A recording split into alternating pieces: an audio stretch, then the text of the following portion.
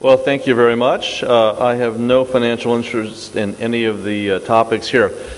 IFIS, I think these are sort of the questions that I want to update you on. Is it more likely with Tamsulosin versus the non-selective alpha blockers? Why is it that we can get IFIS even though you stop, the patient has discontinued alpha blockers? That's always plagued us. Do we need to stop them preoperatively? What's the best surgical strategy for this? And do patients really need to see an ophthalmologist before starting alpha blockers? Back in 2008, we did a survey when I was chair at the Ascaris Cataract Clinical Committee. 1,000 respondents basically said that, IFIS was more likely with Tamsulosin. 90% felt it was more likely. And if you look at this meta-analysis of 17 studies done in 2011, same conclusion, more than a 40-fold likelihood. So let's review alpha blockers. These were the common non-selective alpha blockers, terazosin, doxazosin, treatment for BPH, for hypertension.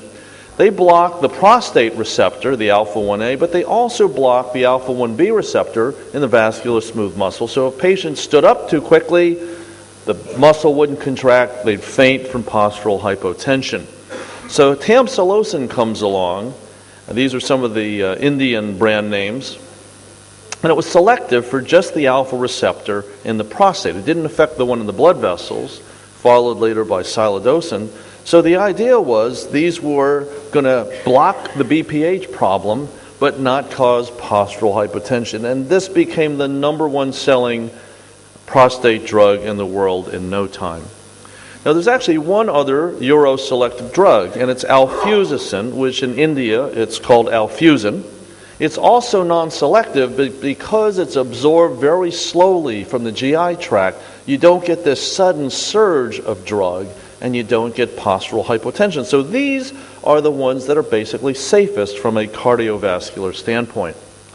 So for some time we decided that we wanted to try to see, of the two that had the best safety profile, which caused IFIS more severely. And these were colleagues that I want to acknowledge in the study.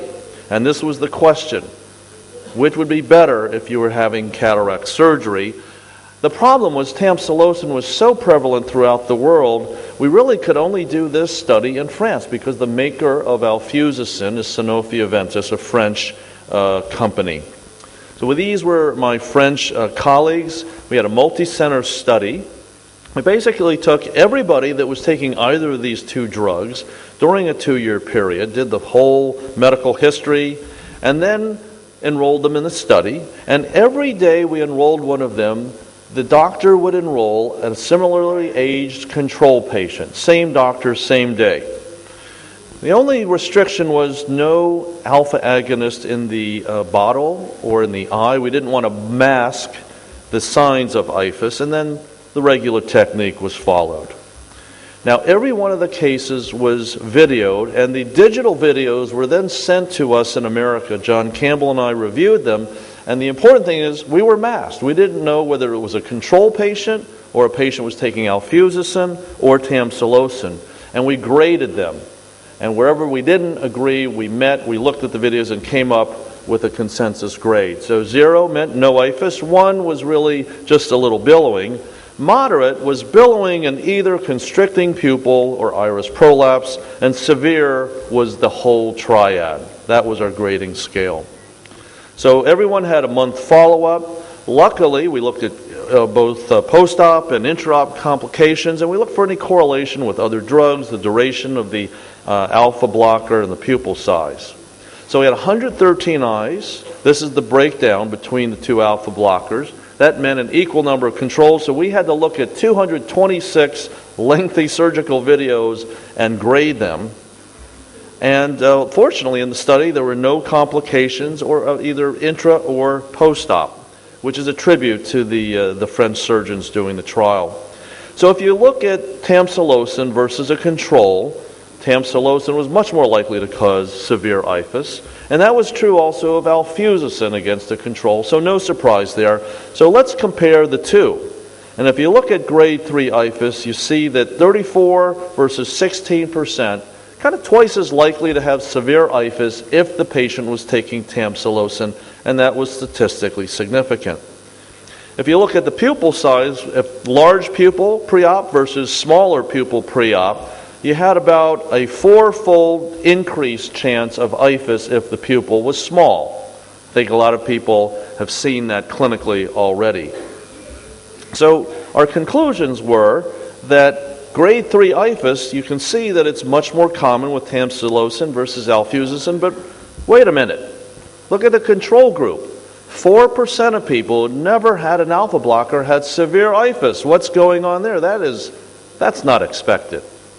Well, our thought was, and of course the small pupil increased the chance. Our thought was, well, what was different about this study is we decided not to put epinephrine in the infusion bottle. We just, with a masked study, didn't want to mask the signs of IFIS. So I decided to do a smaller sub-study, consecutive, not masked, 127 patients where we eliminated epi from the bottle. And look at this.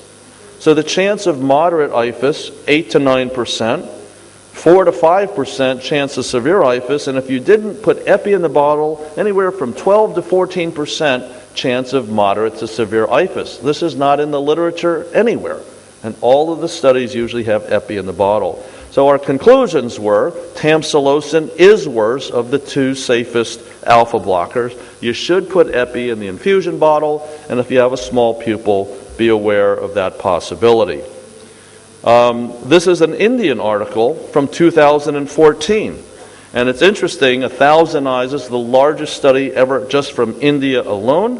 Tamsulosin, 7%, IFIS, 5%.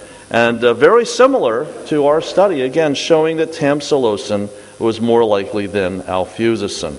So the Indian experience parallels it exactly. What about stopping Tamsulosin? So this is why two-thirds in the survey, 2/3 of people were not stopping it, and most people have seen it with a prior history of the drug. Now this makes no sense. It's a receptor blocker. If it's no longer in the body, it should not be blocking the receptor. What's going on here? Well, this is from Duke. This is the only really good cadaver study, 52 eyes. So they had 14 people that died with a history of Tamsulosin. They matched them with controls. You see where the crosses are. Those are where the sections are. And if you look on the right here, this is the average thickness of the iris dilator muscle in the control group. It was thinner in the Tamsulosin group. So the conclusion was there is some almost atrophy of the muscle that occurs in patients that took Tamsulosin. So it's actual physical atrophy of the iris dilator muscle. Now that makes no sense either. And I think this study from Japan kind of gives us a very good hypothesis. And it's their hypothesis is there's something about Tamsulosin that accumulates preferentially in the pigment granules in the iris. So these are done in rabbits. And here's the control rabbit. And B, these are the rabbits that were injected with Tamsulosin. Well, it turns out you can see the pigment epithelium and then above that the iris dilator muscle. And they are myoepithelium. They're coming from the same anterior pigment epithelium, so they share the same nucleus, which is shown here.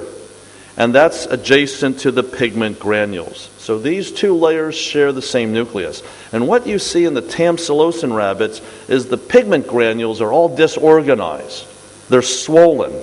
And the nuclei, the shared nuclei are denatured, and the dilator muscle is thin and atrophied. So their theory is there's something about Tamsulosin where it's preferentially stored, absorbed by the pigment granules. It has almost like a toxic effect beyond just the receptor blockade effect. Very interesting. Well, what's happened really worldwide is the disappearance of bisulfite-free epinephrine. This was a big problem that we addressed with the Academy and Ascaris in the United States. So to review, epinephrine comes in these large bottles with a preservative. That's one way you can get it. 30 ml bottle has a preservative. You never would use this in the eye. So you're always going to use something that's unpreserved. And in India, Epitrate is one of the ones that's available. And I want to just acknowledge Subin Bhattacharjee, my friend who we teach together with and is going to give the next talk. And he was able to help me find out the equivalence of the Indian versions. So what about bisulfite? It's not a preservative, it slows oxidation, and Edelhauser published that if it's undiluted, it's toxic to rabbit endothelium. So that's why everyone preferred in the U.S. American Regent, which is bisulfite free. But remember, it has a low pH, so you'd always dilute it anyway. You can never just inject this into the eye. And so it turns out that because of the dilution, we now believe, and we published this from the asterisk as an alert, that bisulfite is okay as long as it's diluted. So you can either dilute it by putting in the irrigation bottle, you dilute it by this 1 to 4,000, inject, add to 0.2 of epi, 0.8 of just plain BSS, and you'll be diluted enough that bisulfite will not be a problem. Phenylephrine has become a little more popular in certain areas. Here's a randomized study showing it worked. But this has to be, I think, in India as well as the United States, compounded because you don't have this available either. But this has been an alternative, and we use compounding pharmacies in the United States to do this. And most recently, Omidria is a company that's actually adding phenylephrine and ketorolac to the bottle. You have to be aware that there are other selective alpha blockers. Silodosin is one. And also that Tamsulosin is generic.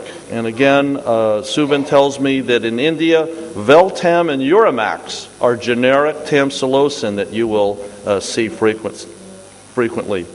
There is this other class at the bottom, 5-alpha reductase inhibitors. This was formerly finasteride, dutasteride. They work entirely differently. They're not alpha blockers. They shrink the prostate over time. They take longer. They block the production of dihydrotestosterone, and they're safe for the eye. And for a while, many people were on those until this study came out from the urologic literature that said if you combine these two classes that you see here, if you combine the agents, you will have a lower incidence of progression of your BPH. So now, increasingly, everybody is going to be either on Tamsulosin alone or in combination. We did our part, worked very hard in the United States to educate the prescribing doctors using primary care, usually primary care doctors. Lots of literature that was out there. This is the Urologic Association guidelines citing it. And so last year we decided at UCSF to survey primary care doctors to see how effective all of this education was. And we published this. 133 respondents. What do you usually prescribe for BPH? Of course, alpha blockers, 97%. 90% were using Tamsulosin, followed by doxazosin, terazosin. Very few people using Alfuzosin, which we just showed was the safest. What do you most commonly use for BPH? 44%.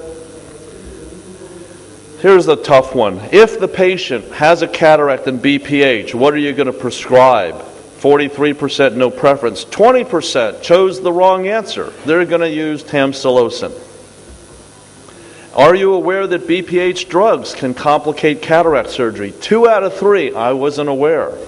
And of the 1/3 that was aware, half of them said, I'm aware of it, but I don't do anything differently. Wow, not much help. Do you tell people who are taking these drugs when they're about to have cataract surgery, do you ask people if they have a cataract before you start people on alpha blockers? 90% people said no. If they're taking an alpha blocker and they're going to have cataract surgery, do you tell the patient, tell your ophthalmologist? 31%, meaning only 3 out of 10 do. Everyone wants more information on the subject. So basically, we authored both Ascaris and the Academy a new joint alert that went out to all of the family practitioners and internists in the United States this year to try to publicize that. But it just sort of emphasizes the problem that I think all of us have, which is that the people prescribing the drugs really don't know the information that they need to know, and it's incumbent on us to really continue to try to educate our colleagues. Thank you very much.